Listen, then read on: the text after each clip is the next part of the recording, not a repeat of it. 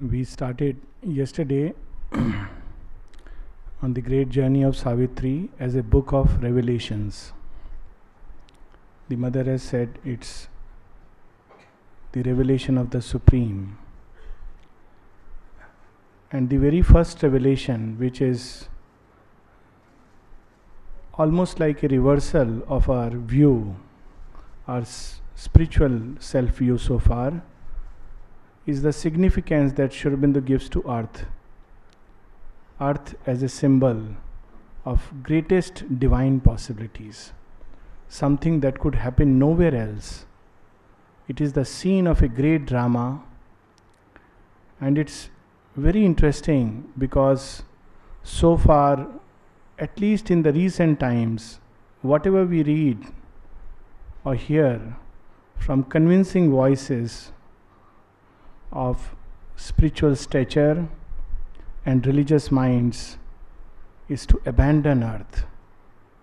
Not for a moment do we think that she is a great mother who has borne us through all our journey, through aeons and aeons. Our souls has been nourished by all our experiences on earth. Our bodies have been nourished, our minds, our hearts, our lives. She flows through our veins, the great mother, who is nothing else but a projection of something divine. And in the whole of earth, it's a strange paradox that we have all kinds of temples dedicated to all gods and goddesses, but there is not a single place dedicated to Mother Earth. She doesn't need a temple, of course. She only wishes that she becomes a temple of the Lord. That is her demand upon us. And if we could do that, this is the great significance Aurobindo gives to earth. So much so that in Savitri we find that when the time comes for a great boon, death is destroyed, swallowed by the fire and the light of Savitri, retreating into the inconscience, he is destroyed or transfigured into that of which death is a mask. And Savitri is offered the boon to ascend to the great heavens and enjoy felicity with Satyavan, eternal felicity. She is told, you can come up. You want Satyavan? Very fine. Live forever with him in timeless eternity. We see in another poem of Aurobindo where Urvashi, where Pururavas accepts this boon and he chooses to go there and live forever with Urvashi. But Savitri is made of a different heart. She is made of a different metal altogether. So she answers so beautifully, earth is the chosen's, earth is the place of the mightiest souls. Earth is the battlefield of chosen souls, the forge where the archmason shapes his works. The divine is a mason, an archmason. He doesn't mind being so, because something is doing in his smithy. And then she says, thy servitudes on earth are greater, King, than all the glorious liberties of heaven. In me the spirit of immortal love stretches out its arms to embrace mankind. Too far thy heavens for me from suffering men. Thy liberty I ask for all. This is the kind of truth that Aurobindo is revealing us, the truth about Mother Earth. And so beautifully if we find this, the same thing, what Savitri says to death, the mother writes in one of her prayers. All her experiences are here. We just heard this. To dare the impossible with these pangs of search, In me the spirit of immortal love stretches its arms out to embrace mankind. Too far thy heavens for me from suffering men. Imperfect is the joy not shared by all. Oh, to spread forth, oh, to encircle and seize, more heart still love in us has filled the world. O life, the life beneath the wheeling stars, oh, for victory in the tournament with death. What a wonderful thing. We don't have to flee death, we have to conquer it. That's the challenge. We don't have to flee from the difficulty. We are here to bend the bow. We have not entered into the great palace where all the kings have gathered and the difficult tournament is there. The bow has to be bent to prove one's worth to be the consort of Sita. Here it is for bending of the fierce and difficult bow, for flashing of the splendid sword of God. This is what we are here for, and we see how beautifully the mother in one of her prayers echoes an absolutely same sentiment, same experience. Oh my sweet master, enter into all these confused thoughts, all these anguished hearts. Kindle there the fire of thy divine presence. The shadow of the earth has fallen back upon it. It has been completely shaken by it. But this shadow was hiding thy immutable sun. And now that it has crashed down upon this poor world, rocking its very foundations and transforming it into a formidable chaos, wilt thou not once again move upon the chaos and speak thy will? Let there be light. How she is showing us the path. We face a little darkness in our little life, our small little cabin life, and we get disappointed, disheartened. We look upon around the present conditions of the world, and if we could write, we would write, there is a letter somebody writes to Aurobindo about the present disintegration and chaos in the world. And then he says, I think you would like to change your plan after seeing all this. Maybe you would like to absorb yourself into an unending samadhi and retire from this world. And Aurobindo writes, even if the whole world were smashed, I would look beyond the smash to the new creation. This is the spirit he inspires us with. Even if the whole world were smashed, I would not seek to leave it. I would look beyond the smash to the new creation. And then he speaks of the darkness before the dawn. So here is mother. She sees the condition of the world, the chaos, the turbulence. And she does not say, oh, why am I here? Why don't you release a few souls? Why not a doorway to escape? She invokes the divine upon earth and asks him to speak once again those words that he uttered at the very beginning of creation. Let there be light. O thou marvelous unknown one, thou who hast not yet manifested thyself, thou who awaitest the propitious hour and hast sent us upon earth to prepare thy ways, all the elements of this being cry to thee, may thy will be done. And then this, something which reminds us of what mother said once, 2 things you must never forget. We can forget everything else. It doesn't matter. 2 things you must never forget. The mother's love and Sri Aurobindo's compassion. I am reminded of a particular person who went through a lot of troubles and difficulties in life.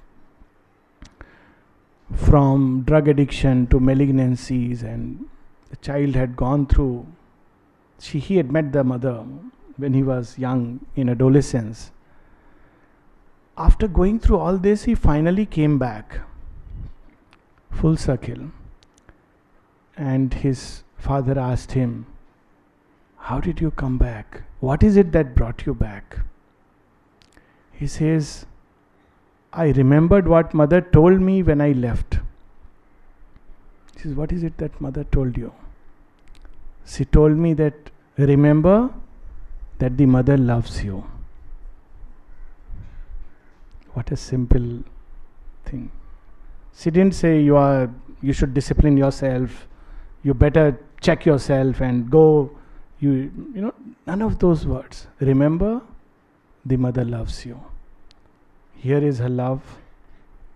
Envelop this sorrowful earth. This is the prayer she is offering to the divine. Envelop this sorrowful earth with the strong arms of thy mercy. Permeate it with the beneficent outpourings of thy infinite love. This is what the earth needs. This is what the mother has come to give, to regenerate the unregenerate human nature. And then she says, there we read in Savitri, "In me the spirit of immortal love stretches out its arms to embrace mankind." Here she says, "I am the powerful arms of thy mercy. I am the vast bosom of thy boundless love. My arms have enfolded the sorrowful earth and press it tenderly to my generous heart. And slowly a kiss of supreme benediction is laid upon this struggling atom, the kiss of the mother, which soothes and heals." What kind of yoga is this? We have heard about yogas which teach us how to meditate and concentrate in a particular center and control our breathing and do this japa and that mantra, so that all your cycle of life and death and rebirth is cut off, and we escape from the very mother who allowed us to breathe even. Forget about doing the breathing exercise. We want to run away from her. And here is Aurobindo and the mother telling us they are invoking the divine presence to encircle earth, to lay their kiss upon this struggling atom. So this is the first revelation in Savitri. And repeatedly at several places in Savitri and prayers we find the word earth, earth, earth. And in our mind it is translated as man, man, man, because we think earth is equal to man. And Aurobindo would take a lot of pains to explain to earth is not synonymous with man. Precisely because man thinks that he is earth, so he decides to plunder it, to ransack it, to use it for all his egoistic, selfish needs, and thinks he is doing good to the earth. Earth is not just a piece of sand and mud and mountains. We have this beautiful vision in the Brihadaranyaka Upanishad, which speaks of earth as a manifestation of the divine. We have forgotten it. So Aurobindo brings it out in such a powerful way. He reveals it once again. What is this earth? She is nothing else but the divine who has crystallized, condensed, even veiled himself under a veil of infinite possibilities. Nowhere else it's possible. What is possible upon earth? And the mother would tell us in very simple words, what is special about earth? The psychic presence is found only on earth. We may have life on other planets, other places. Only on earth. That is why earth has this divine possibility in it. No other plane of consciousness, no other worlds but earth. So the first revelation is that there is this beautiful possibility in earth. Whether man will be the intermediary or not, that may be a question. But even there, he gives this choice to man. and gives, because as of now man is at the peak. So man should be rightfully and hopefully the mediating link. That is the great privilege given to us. So the solution that Sri Aurobindo offers for the problems of man and earth is not, when he gives importance to earth, he is not speaking like an environmentalist or a political or a social speech. He is speaking about the divine possibility. And in that lies the privilege. That is our right. And what is that divine possibility? This is the second great revelation. What is going to happen on earth, which is the stage of a great drama. We have seen the story till interval. And like all stories till interval, the hero is beaten by the villain. But later on he would tell us that was only to make him strong. Both are conspiring towards one great end. Love and death conspire towards one great end. So what is this great drama to be enacted? Sri Aurobindo tells us, even as of old, man came behind the beast. This high divine successor surely must come. He shall think what the mortal mind dare not think. He shall do what the mortal heart does not dare. This is the high divine successor. Out of man, a greater being shall arise. We shall have occasion to turn towards this greater being again and again, because this is a big revelation that Sri Aurobindo brings. But between our present and that great event, something stands. He has revealed to us the great significance of earth. He has revealed to us his divine destiny. But he is not forgetful of that which stands between our present and that which is to come. And as we have seen in Book 1, Canto 1, everything is there. Actually, Book 1, Canto 1 is a condensed version of the entire Savitri. It's a symbol of the entire book. So we see the very first few lines, it was the hour before the gods awake. We are quite passing through these hours. We have been told about the gods who will come, but we are still sleeping in the night. We are still going through the night, and we are in that hour where all the lamps have been extinguished. The fire in the hearths of our home has been dimmed or shone out. The lights have been switched off. We are in the thick of sleep, in the night of inconscience. It's also the night before creation. It's also the night in between two creations. It is the original night. It was the hour before the gods awake. Across the path of the divine event. This story is a divine event. The story of Satyavan and Savitri. And the story of earth is a divine event. Earth itself is a divine event, and there is a great divine event that is going to take place. So he is setting the stage, the background, the dark inconscience and the earth at the center, whirling in mindless space. And who sits between the present and that great finish? The huge foreboding mind of night, alone in her unlit temple of eternity, lay stressed, immobile, upon silence march. There is something which sits between the present and the divine event. A bridge has to be built between the two. And who will build the bridge? Of course, she will build the bridge. She has built the bridge. We may think we are doing great work. She asks us to walk the bridge, not keep building bridges. Bridges have been built. We have to walk the bridge. Even that we find difficult. So she carries us through the bridge. Even that we find difficult because we keep turning to the shore and say, "Oh, you are carrying us so far. That is so dear to me." And she tells us, "Yes, I know that is so dear. When you reach there, you will find that is much more dear, and the two are essentially one." So she is carrying us through the bridge and pouring her energies onto this side, the mind of night. And what nourishes this mind of night? All our doubts, all our depressions, all our agonies, all our suffering, that nourishes this mind of night. And that's why Sri Aurobindo speaks of the Titan's path. There is a path of the gods and there is a path of the Titans.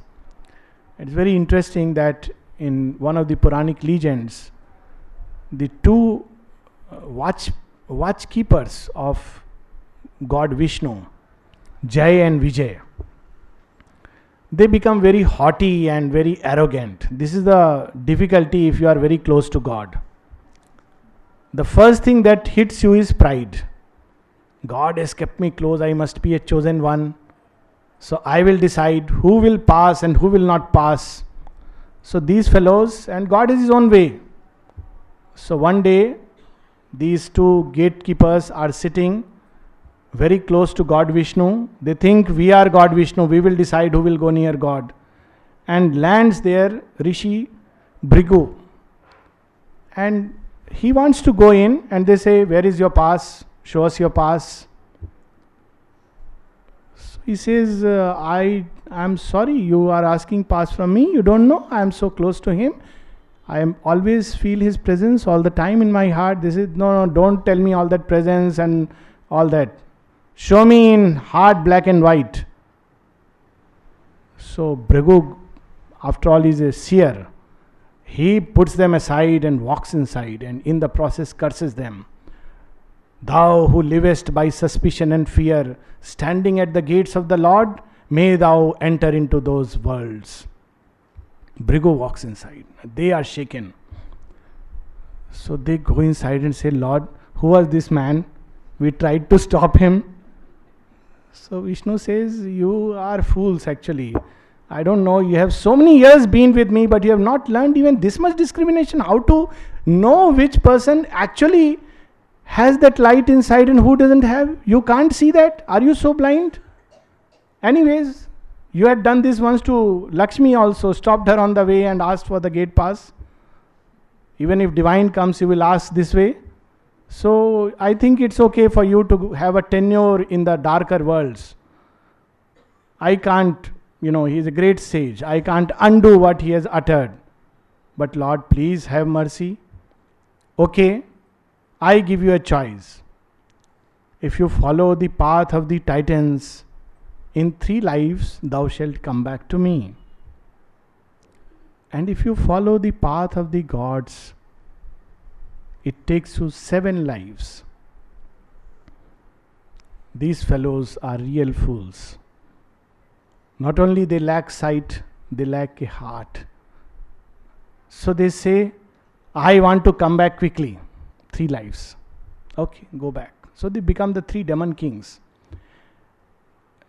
The story goes, they become, Ravana and Meghnad and Kansa and whatever. Not worth remembering. So there is the path of the gods, which is a long path, which is the path of working. Then this curse becomes a boon, because then you have a chance to do something. Actually, if we read through these stories, very interesting that every curse that a sage has ever given actually contains within itself a boon. So actually it's a boon. He tells them, go there.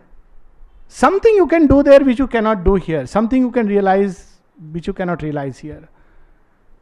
So it's a boon. But these people want to hurry back. So they follow the path of the Titans. And Aurobindo would tell us, what is this path of the Titans, which is restless, eager to run back to God, which quickly wants to find the shortcut. Somebody who can assure you that in one life you will just go away from this earth. That's what. Whereas this is the path of the gods. This path of the gods is progressive change, progressive stretching of the limits of this mortal sphere, till the mortal and the immortal, the finite and the infinite become one. This is the path of the gods, the more difficult path, the longer path. And Mother goes on to say, she says there are 2 kinds of people, one who are indulgent with life, and the second who become like ascetics. They leave everything, they mortify themselves. And in path of the Titan, Aurobindo speaks about the Titan mortifying his flesh and giving it a stoic name. So they mortify themselves with all kinds of tortures, what unfortunately goes under the name of tapasya, which is an asuric tapasya, to escape from this body.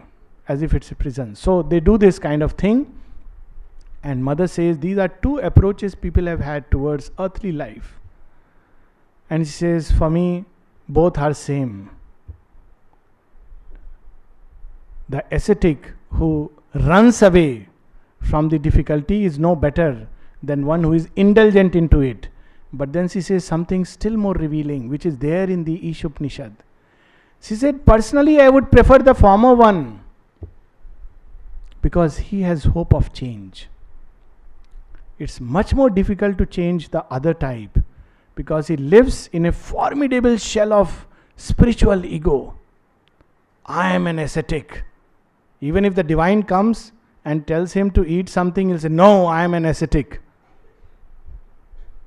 So she says, there is another path, the path of the gods. Take this earth as a field of work to manifest the veil divine. But in between our present and there sits this huge mind of night. And there is a very interesting description later of this mind, how this mind of night mars everything on earth. We shall just read it quickly.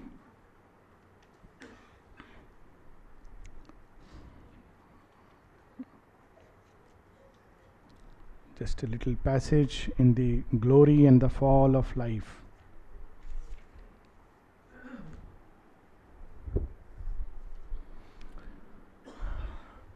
In fact, very interesting, Aurobindo used the word mind of night. And later on he says, when he speaks about the new creation, he speaks about the mind of light. And in Savitri, there is, when he speaks about the mother's birth, he uses this word, a mind of light, daring heavenly experiments. So it's the mind of light which annihilates the mind of night. And what this mind of night does to everything here, page 130.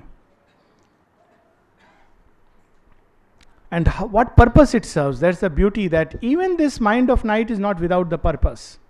Why this dark inconscience that challenges everything has been created? Because actually, he has chosen this difficult work because he knows his end comes only when the supreme light is born upon earth. He will not allow any other Godhead to stay and build a temporary perfection. Aurobindo speaks about, when he talks about the paradise, the gods of the paradise, he says that every feeling there was a bliss.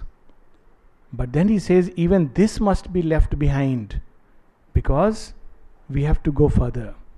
If this mind of night was not there, if this dark, ambiguous power questioning everything was not there, if this great shadow haunting our feet was not there, then we would not have probably been ready and fit or even cried for this supreme descent. We would have been satisfied with life heavens. So here we have life which comes to create a heaven upon earth.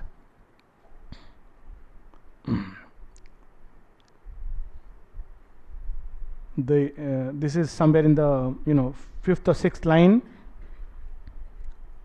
Hoping to fill a fair new world with joy. When the powers of life, they also say, you see, when new creation comes, the first front runners are these powers of life. They will say, oh, transformation, I'll do it. Very simple. So I'll create it. Very nice external structures, buildings, a joy in the heart, which is so nice. And I'll do the transformation work. You don't have to worry.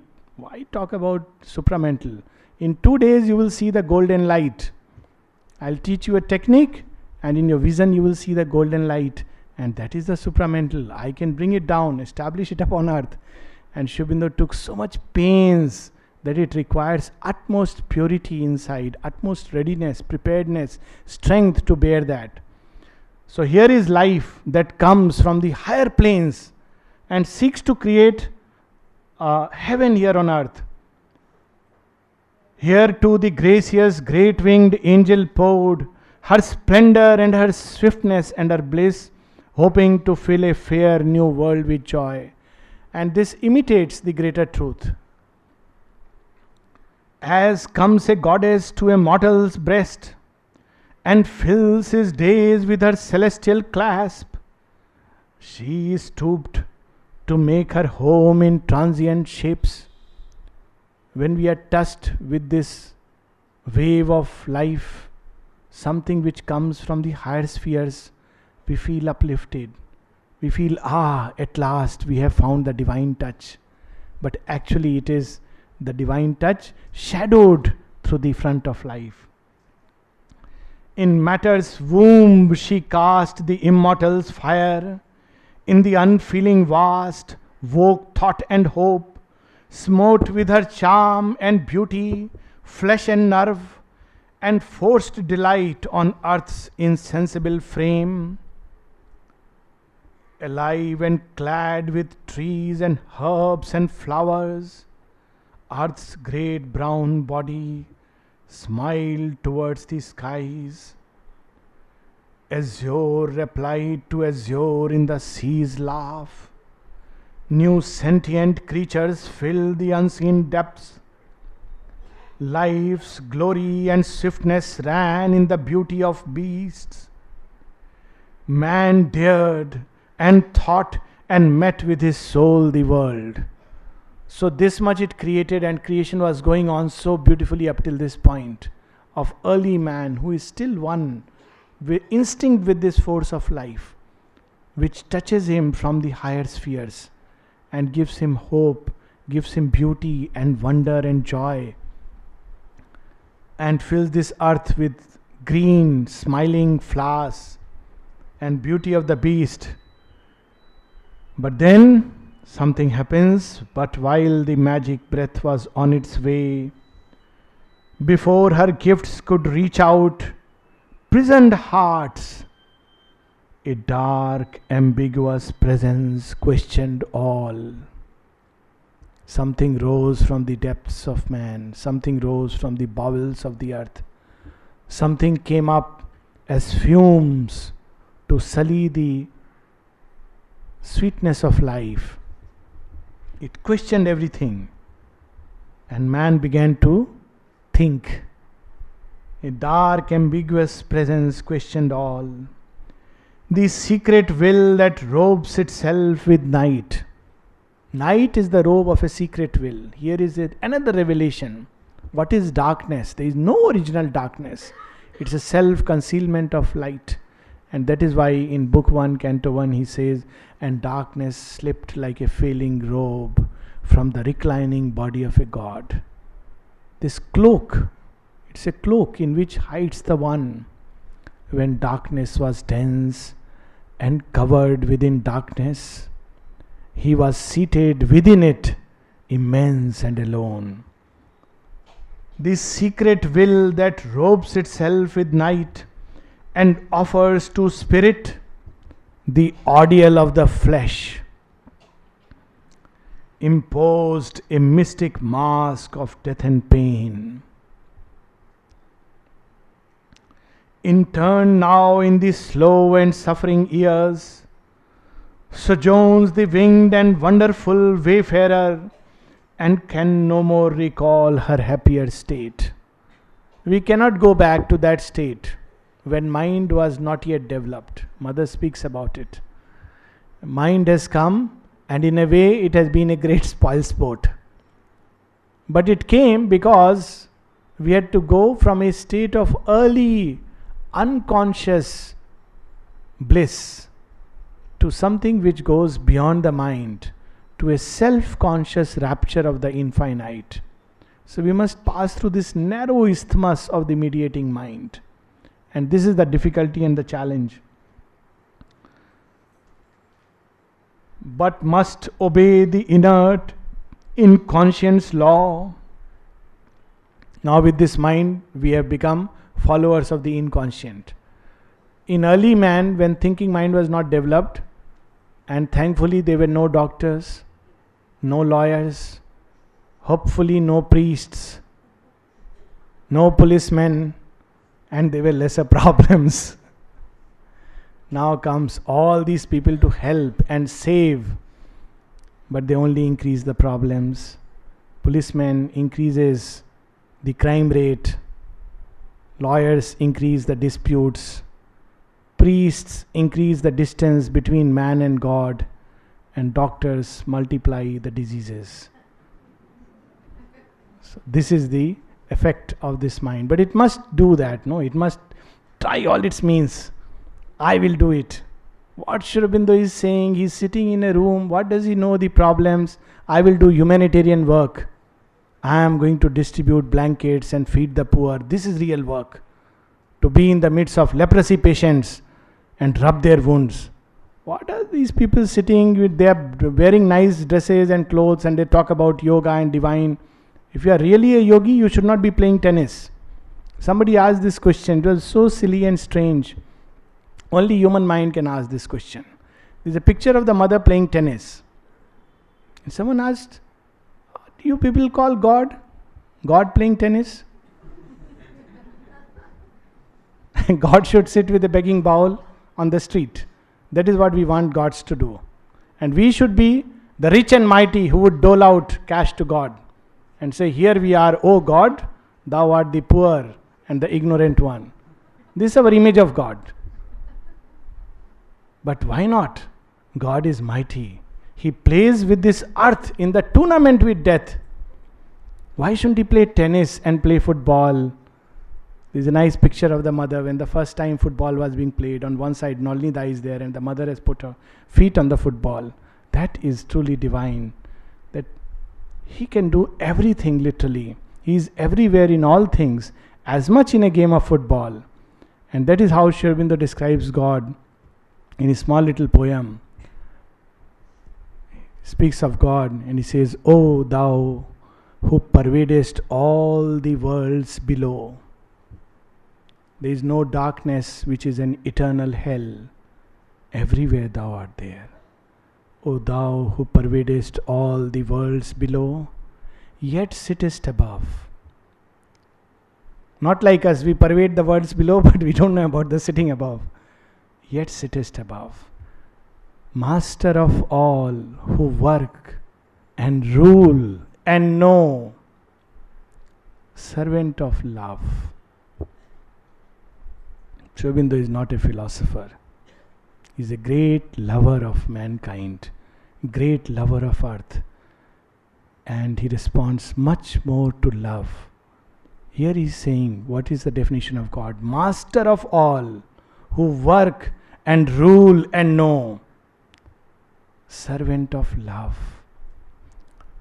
O thou who disdainest not the worm to be, nor even the clod, this lump of clay which we have always looked with disdain. There are great poems written by great mystics who say, what is this mud? It doesn't affect me. One day your body will become mud and my soul will be free. And we celebrate it as great poetry. Here is Sri Aurobindo saying, this is not mud. There is something else. O thou who disdainest not the worm to be, nor even the clod. Therefore we know by that humility that thou art God. This is a sign of perfect humility, that he can become human. He can become this mud, this lump of clay. In another poem he would tell us, O worshipper of the formless infinite. Because often, mind gives all kinds of, oh, mother is inside, you don't have to bow before, her picture, you don't have to bow to the samadhi. That's all ritual. Ritual has something to do with our heart. If the heart is not engaged, if it's a mechanical thing, it's a ritual. And that can be even a ritual of meditation. We can sit with closed eyes every day for 20 minutes, taut and strained, but the mind is wandering into the share market. But we sit nevertheless each day. It's a ritual. But when we go and bow at the samadhi and offer a flower and remember the great word, Patram, Pushpam, Toyam, Phalam, whatever thou givest me, a leaf, a flower, a drop of water, that I take. That's not a ritual. So, it's that he reminds us that within this clod, I am there. I am hid. I am hidden it as a secret will. So he speaks about form and says, O worshipper of the formless infinite, reject not form. What dwells in form is he. So this is, Sri Aurobindo brings it so powerfully everywhere. Here also, that this night which sits, this mind of night, is nothing else but a secret will robed. But nevertheless, we have to undo the robe and see that imposed a mystic mask of death and pain. Okay. Insensible foundation of a world. We have read it in Book 1, Canto 1, as in a dark beginning of all things. And that somber, vast, which is an unlit temple of eternity. It's a temple, a ground has been purchased to build a temple. But neither the temple has been built, nor it has been lit. So inconscient is the ground, the divine purchased. Where will he create a ground? Out of himself. So he hides himself and create a ground to create multiple centers of his infinite bliss. Insensible foundation of a world in which blind limits are on beauty laid, and sorrow and joy as struggling comrades live. So beautiful this description is of a real life, everyday life. We are so happy one day and say, what Mother's grace, so nice. After 2 days the same person is walking with pulled face. How are you? It's okay. We are not able to say this too is grace. For grace is everything and everywhere. But this is how we are. So, and sorrow and joy as struggling comrades live. A dim and dreadful muteness fell on her. Abolished was her subtle mighty spirit, and slain her boon of child god happiness, and all her glory into littleness turned, and all her sweetness into a maimed desire. To feed with her works is here life's doom, to feed death with her works. At the end of it, all that life builds, all that we build with so much love and care, who comes and takes it? Feed death. Death says, now I will take it. This is the tragedy or the tragic irony. But Sri Aurobindo says, not so forever, not so forever. So veiled was her immortality that she seemed inflicting consciousness on unconscious things. An episode in an eternal death, a myth of being that must forever cease. Such was the evil mystery of her change. And when our minds are clouded by this inconscient, we say, leave it, leave this life here, let's go elsewhere. And Sri Aurobindo will tell us, Ihaiva, here must the work be done. What should we do when we are surrounded and besieged by this darkness? All of us have to go through several times. This is called in yoga as the night of the soul. And the mother goes through it. Savitri speaks about it. What should we do? He says, from there rend a cry to the divine. Call him there to aid, to assist, to help, to transform, to relieve, to release. So this is the revelation that he gives, that he is everywhere and he is hidden in the darkness, even though this darkness sits across the divine event. This is the third or the fourth revelation. And then he reveals the path, how man should walk on the path. What are we supposed to do? This whole book of Savitri, we have Sri Aurobindo's yoga, and Sri Aurobindo seems to literally jump from one mountain to another, as yesterday we were, wondering, how can we move like that? Should we shut ourselves into one room and start doing Sri Aurobindo's yoga? This is the first impression one has. We don't realize that Sri Aurobindo did so after he had gone through all the great experiences, including Vasudevam Sarvamiti. Even after that, he never actually completely isolated himself. He was fully abreast with all the world's events.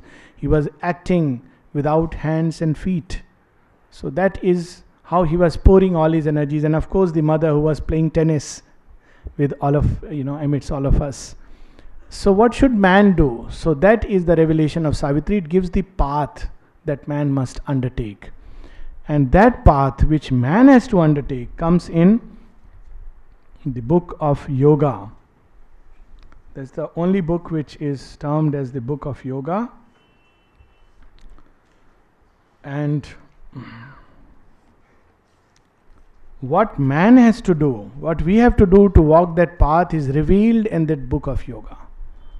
This is our program. This program is first given to Savitri.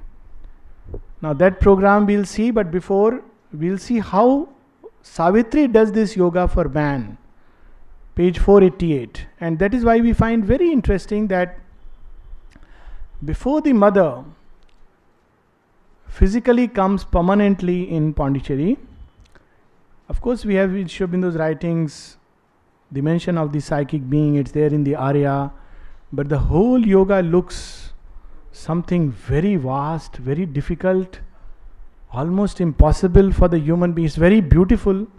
When the mother comes, everything seems to appear so simple. She keeps talking of concentrating the heart, go deep within, you will find me there. And Sri Aurobindo speaks about opening to the mother, and she'll do the yoga for you. So the program for man, the new path, the path of integral yoga is given to us through the mother. And in Savitri, it's given in so many writings of Sri Aurobindo. In Savitri, we find it. Savitri says, as we will see in book 1, canto 1, she wakes up on the day and she has made a choice. The choice is that I will confront death. But she had another choice. Before that moment comes, she had a choice. She says, in my time, people have this custom of sati. So why not I too pactize with my fate and follow in my lover's steps? After all, I am a yogini. I know how to walk behind him. I will go through shadow and I will eventually find him in that land where one can dwell forever in bliss. She says, I know how to do it. Why should I struggle and fight? So the voice tells him why you should do that. This is happening just before that night of which we have the description. Then a voice spoke, page 488 in the middle. Then a voice spoke that dwelt on secret heights. It says, I am giving you the work. For man thou seekest, not for thyself alone. Yes, I know you are infinite, but you have to seek it for man and open the path through the inner doors, the sunlit path, the path of the psychic being. For man thou seekest, not for thyself alone. Only if God assumes the human mind and puts on mortal ignorance for his cloak and makes himself the dwarf with triple stride. At another place also Sri Aurobindo speaks about this dwarf, a being no bigger than the thumb of man. This is the dwarf who still seeks to conquer the earth, the heaven and the subconscient. This is the story of one of the avatars of Vishnu who comes as dwarf to the great king Bali, who is a righteous king. But righteous people have tremendous ego. The mother says, so difficult to change righteous people. In fact, at one place he says that people renounce everything. They leave their home, they leave their family, they leave their belongings, they leave their riches, and they come. And then they develop a moral egoism which is far more difficult to break. I have renounced. And she says it becomes a formidable ego. And to break it is a very difficult task. And she says they need severe blows. And she goes on to say, unless they break that ego never, never will they see the divine. This word never is so rare in Mother's words. So she shows the other path, the sunlit way of the psychics. Says if God assumes the human mind, so this avatar comes and he comes to this righteous king and he says, I want something from you. He says, ask me, I will give. This is the typical thing of the righteous. I am God's instrument. I will do Mother's work. As if she is not capable of doing her work. As if she depends on us poor beings. It's a joy and a privilege given to us if at all she allows something to be done through this body and being. So here he says, I will give you, ask me what you will ask. So he says, I just want land worth 3 steps.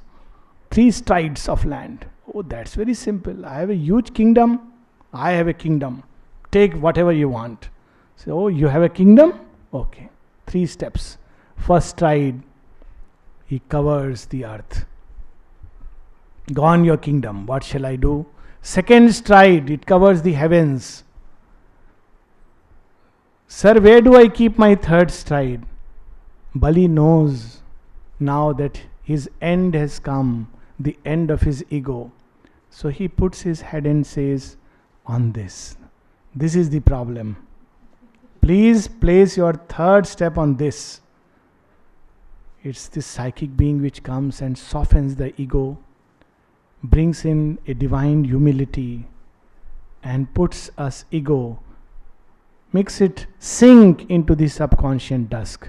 It is described very beautifully toward the end when she realizes the psychic being and all her centers awaken. She sees that how, Aurobindo says, how all these ugly feelings, all thoughts unholy and true, they run away and hide their shame in the subconscious dusk. Something is yet to be done, but at least they run away from this mortal sphere.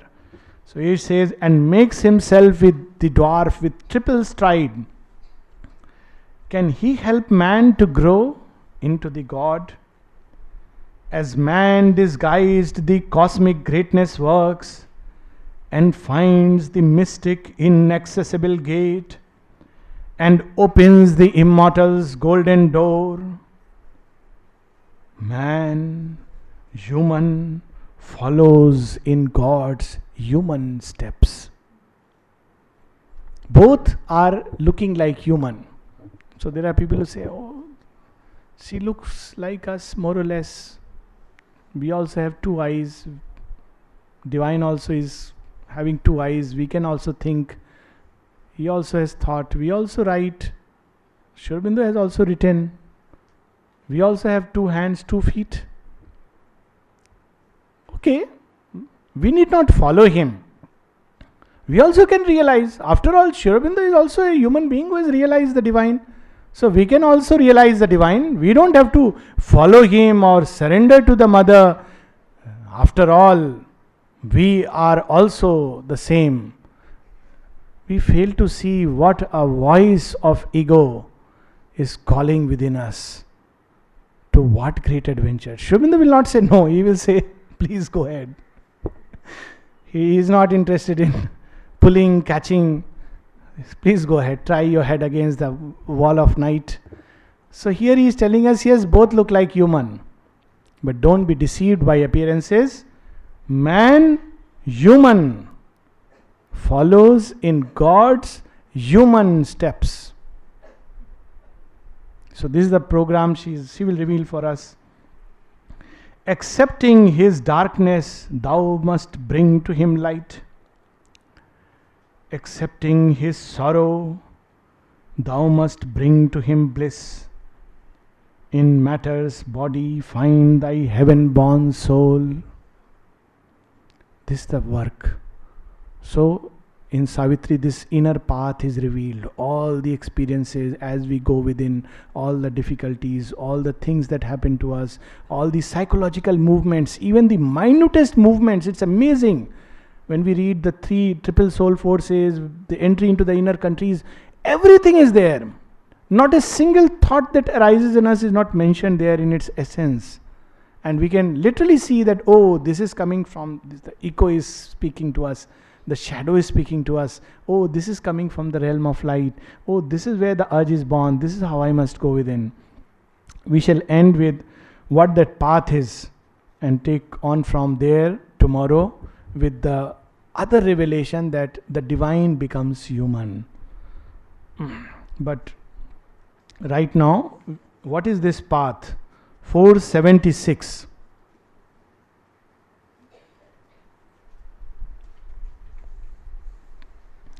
It's a whole program, the path of yoga, which is revealed to Savitri, and this is being revealed to us through Savitri. It's a program for the next millennium. Program, we have all kinds of agenda for the next millennium, so we can set out a program for the next millennium. One life we can at least fulfill one line, if not all the lines. The first line is, remember why thou camest. The mother tells us, never forget this great goal. Never for a moment forget. Remember why thou camest. We'll have occasion to turn to this in detail, so we'll just read it now. Remember why thou camest. Find out thy soul. Recover thy hid self. Step number 2. So we have these steps. First step is, remember why thou camest. What is my aim? What is the aspiration? Om Krito Smar Kritam Smar Krito Smar Kritam Smar. What is it that we are here? Remember why thou camest. Remember. Page 476. 476. Find out thy soul, recover thy hid self. In silence seek God's meaning in thy depths. Then mortal nature change to the divine. Open God's door, enter into his trance. Cast thought from thee, that nimble ape of light. This almost in the middle, and this is a condensed power packed program. Savitri will tell us in great detail how each step has to be followed. But right now, in one line, power packed program. Cast thought from thee, that nimble ape of light. We keep holding on to it. And if thought is gone, we think we have become idiots. As Mother spoke about somebody in whom the mind was made quiet and silent, and he started wondering, have I become an idiot? Only if he knew God's idiot. It's so much better to be God's idiot or God's donkey than to be an intelligent, wise man without God in the world. Cast thought from thee, that nimble ape of light. In his tremendous hush, stilling thy brain, his vast truth wake within, and know and see. That truth will reveal. That will show us the world. We don't have to worry.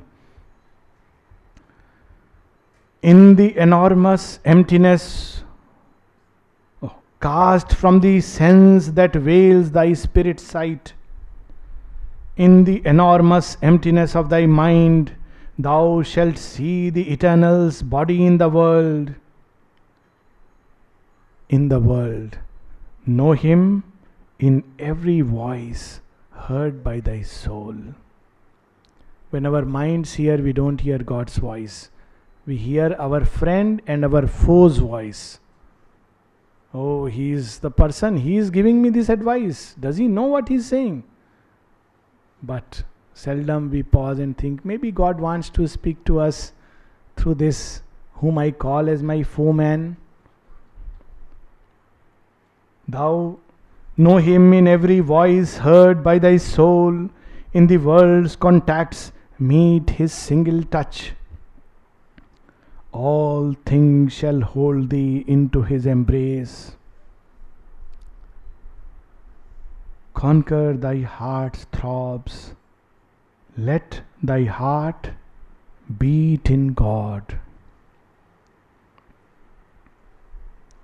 Thy nature shall be the engine of his works. Thy voice shall house the mightiness of his word.